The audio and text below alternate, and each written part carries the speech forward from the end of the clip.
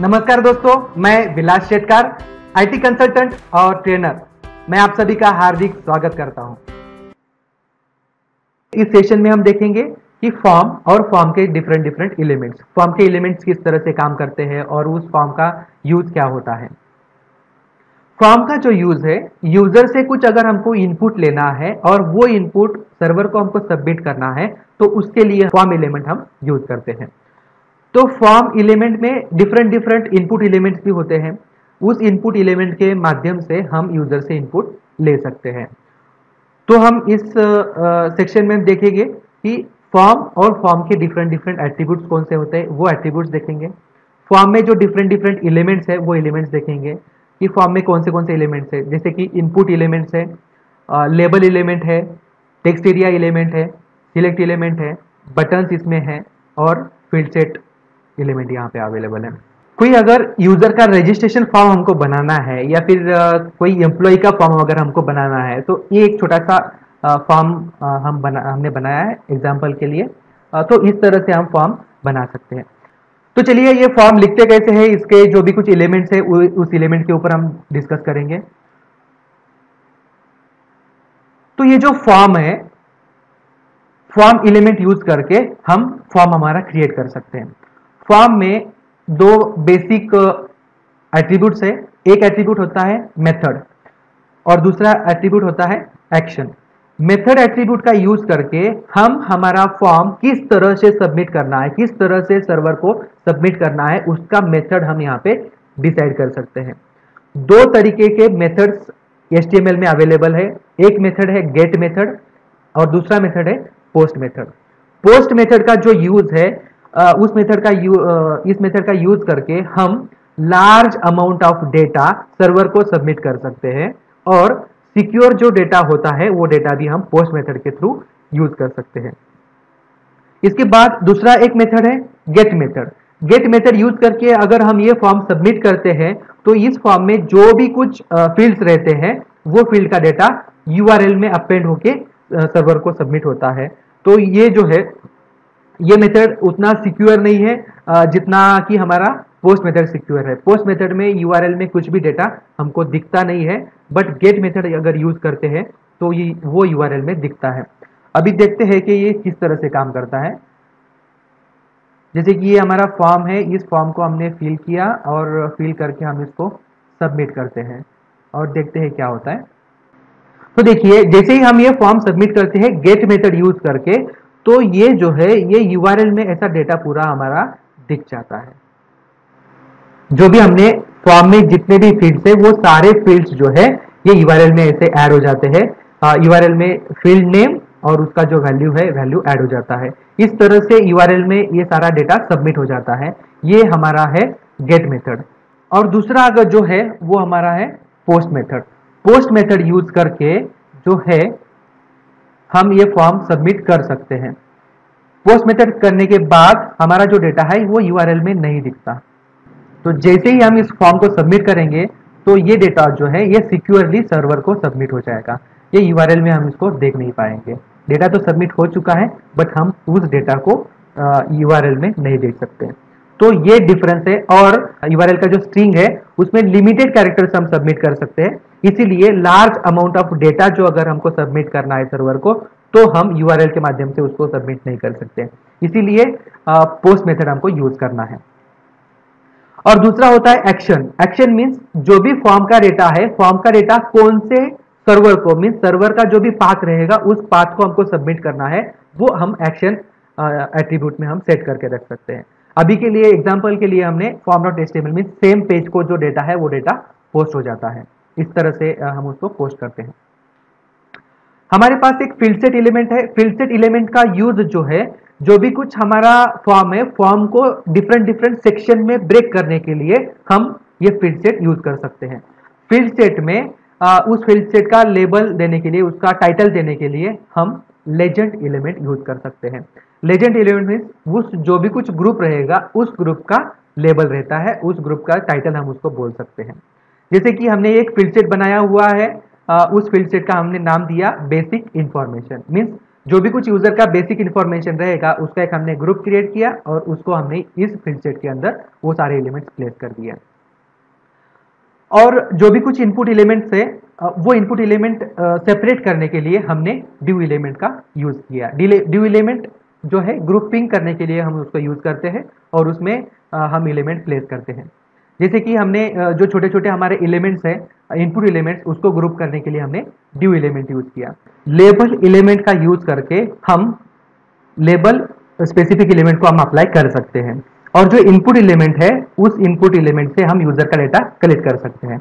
Input के different different types हैं, जैसे कि अभी जो इनपुट हम लिया है ये इनपुट टाइप उसका टेक्स्ट, अगर नॉर्मल टेक्स्ट इनपुट अगर हमको लेना है यूजर से, अगर टेक्स्ट डेटा हमको लेना है तो उसके लिए हम यूज कर सकते हैं टेक्स्ट इनपुट।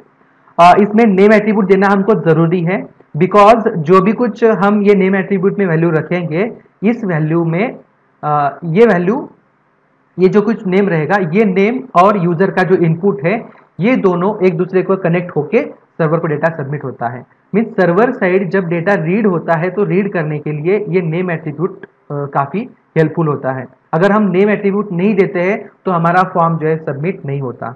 इसीलिए नेम एट्रीब्यूट, हर किसी एलिमेंट में नेम एट्रीब्यूट देना सबसे जरूरी होता है। अगर नेम एट्रीब्यूट नहीं तो हमारा फॉर्म का इनपुट एलिमेंट कुछ काम का नहीं।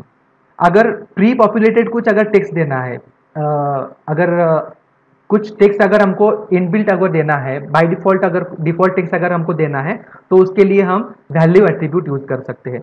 जैसे कि हमने यहाँ पे फुल नेम में विलास शेटकर ये डिफॉल्ट वैल्यू हमने वहाँ पे रखा हुआ है। इसके बाद हमने यहाँ पे आईडी एट्रीब्यूट दिया और ये जो आईडी एट्रीब्यूट है ये आईडी एट्रीब्यूट और लेबल ये दोनों को कनेक्ट करने के लिए हमने यहाँ पे आईडी एट्रीब्यूट दिया। आईडी एट्रीब्यूट और फॉर एट्रीब्यूट, इसमें जो वैल्यू है ये वैल्यू सिमिलर वैल्यू है। ये जो वैल्यू है ये इस दोनों वैल्यू से ये जो लेबल है ये लेबल और इनपुट एलिमेंट ये दोनों को हमने उसको कनेक्ट किया है। कनेक्ट करने के लिए जैसे कि अगर हम इस लेबल के ऊपर क्लिक करते हैं तो जो इनपुट है इनपुट अपने आप फोकस हो जाता है, इनपुट में हमारा कर्सर आ जाता है। इसलिए ये जो लेबल है ये लेबल उसी इनपुट के रिगार्डिंग है, उसको ही कनेक्टेड है। ये डिस्प्ले करने के लिए, ये दिखाने के लिए हमको फॉर एट्रीब्यूट यूज करना होता है। Means this label for this particular element. तो इसीलिए हमको फॉर एट्रीब्यूट और आईडी एट्रीब्यूट ये दोनों देने हैं और उसको लिंक करने हैं। फॉर एट्रीब्यूट में जो वैल्यू रहेगा वही वैल्यू आईडी एट्रीब्यूट में रहेगा। इस तरह से हम लेबल और इनपुट जो है एक दूसरे के साथ कनेक्ट कर सकते हैं। तो दूसरा एक और हमारे पास इनपुट टाइप है ईमेल। अगर यूजर का सिर्फ हमको वैलिड ईमेल आईडी अगर लेना है तो उसके लिए हम ईमेल टाइप हम सिलेक्ट कर सकते हैं।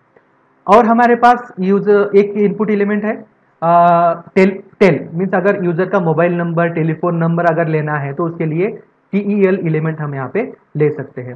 ये जो टेलीफोन का पैटर्न होता है वो पैटर्न देने के लिए, जैसे कि हर कंट्री में डिफरेंट मोबाइल नंबर और जो फोन नंबर होता है उसका पैटर्न होता है, वो पैटर्न डिसाइड करने के लिए हम यहाँ पे पैटर्न एट्रीब्यूट यूज कर सकते हैं। पैटर्न एट्रीब्यूट में रेगुलर एक्सप्रेशन हम यहाँ पे डालते हैं, मीन्स एक रेगुलर एक्सप्रेशन का पैटर्न होता है वो पैटर्न हम यहाँ पे ऐड कर सकते हैं। तो यहाँ पे ये पैटर्न में क्या हम डाला है कि जैसे कि 0 to 9 मीन्स इसमें सिर्फ नंबर हम एक्सेप्ट करेंगे और वो जो नंबर है वो 10 डिजिट का नंबर होगा। जैसे कि मोबाइल नंबर 10 डिजिट का होता है इसलिए हमने यहाँ पे 10 डिजिट प्लेस किया। एक और एट्रीब्यूट है टेक्स्ट इनपुट के साथ ये एट्रीब्यूट काम करता है। इस एट्रीब्यूट में मैक्स लेंथ, अगर स्पेसिफिक कैरेक्टर्स अगर हमको इनपुट यूजर से लेने हैं तो उसके लिए हम मैक्स लेंथ यूज कर सकते हैं। जैसे कि मोबाइल नंबर सिर्फ 10 कैरेक्टर का होता है, 10 डिजिट का होता है, इसीलिए हम यहाँ पे 10 डिजिट मेंशन कर सकते हैं। तो यहाँ पे 11 कैरेक्टर वहाँ पे ऐड नहीं हो सकते हैं। अगर मैं यहाँ पे 10 प्लेस करता हूँ और 11 अगर मैं टाइप करने का कोशिश करता हूँ तो यहाँ पे नहीं होता है, इसीलिए हम यहाँ पे मैक्स लेंथ जो है वो सेट कर सकते हैं। और हमारे पास इनपुट का और एक टाइप है डेट। अगर यूजर से डेट इनपुट लेना है तो उसके लिए हम डेट इनपुट टाइप यूज कर सकते हैं। डेट इनपुट टाइप के साथ दो और एट्रीब्यूट्स आते हैं, एक है मिनिमम, मिन और मैक्स। मिन के लिए मिनिमम अगर कौन सा डेट चाहिए वो डेट के लिए हम मिनिमम वैल्यू हम यहाँ पे सेट कर सकते हैं, मीन्स उससे मिनिमम वैल्यू यूजर वहाँ पे इनपुट नहीं दे सकता, इसीलिए यहाँ पे हम मिन एट्रीब्यूट सेट कर सकते हैं। मैक्स एट्रीब्यूट हमारे पास अवेलेबल है। मैक्स एट्रीब्यूट यूज करके मैक्सिमम डेट का जो वैल्यू है वो हम वैल्यू यहाँ पे सेट कर सकते हैं। जैसे कि कल का डेट हमने यहाँ पे प्लेस किया है 21 अप्रैल 2020। जैसे कि ये 21 अप्रैल हमने डाला हुआ है, तो 22 अप्रैल से हम यहाँ पे वैल्यू नहीं डाल सकते, ये सब डिसेबल हो जाता है। 21 हम डाल सकते हैं, बट 22 से ये सब जो वैल्यूज है वो सब डिसेबल हो जाते हैं, यूजर उसका इनपुट नहीं दे सकता। ये रिस्ट्रिक्शन लगाने के लिए यहाँ पे मिन और मैक्स ये दो एट्रीब्यूट्स अवेलेबल है। और वैलिडेशन के लिए हमारे पास एक रिक्वायर्ड एट्रीब्यूट भी है। रिक्वायर्ड एट्रीब्यूट का यूज इसीलिए किया जाता है कि जो भी कुछ टेक्स्ट जो है, जो रिक्वायर्ड इनपुट है, उसको हम रिक्वायर्ड सेट कर सकते हैं। अगर यूजर ने उसमें कुछ अगर वैल्यू नहीं डाला है और फॉर्म्स अगर सबमिट करने का कोशिश करता है, तो वो फॉर्म सबमिट नहीं होगा अगर वो इनपुट रिक्वायर्ड है। तो अगर ऑप्शनल है तो उसमें रिक्वायर्ड एट्रीब्यूट डालने की जरूरत नहीं है।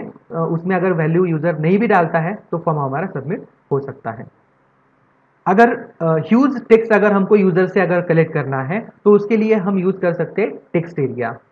टेक्स्ट एरिया ओपन और क्लोज एलिमेंट है। जैसे कि इनपुट एलिमेंट है, सिंगल एलिमेंट है, वैसा टेक्स्ट एरिया जो है इसको हमको, इस टैग को हमको क्लोज भी करना होता है। टेक्स्ट एरिया इसमें भी हमको नेम एट्रीब्यूट देना जरूरी है, बिकॉज ये भी एक इनपुट एलिमेंट जैसा एलिमेंट है।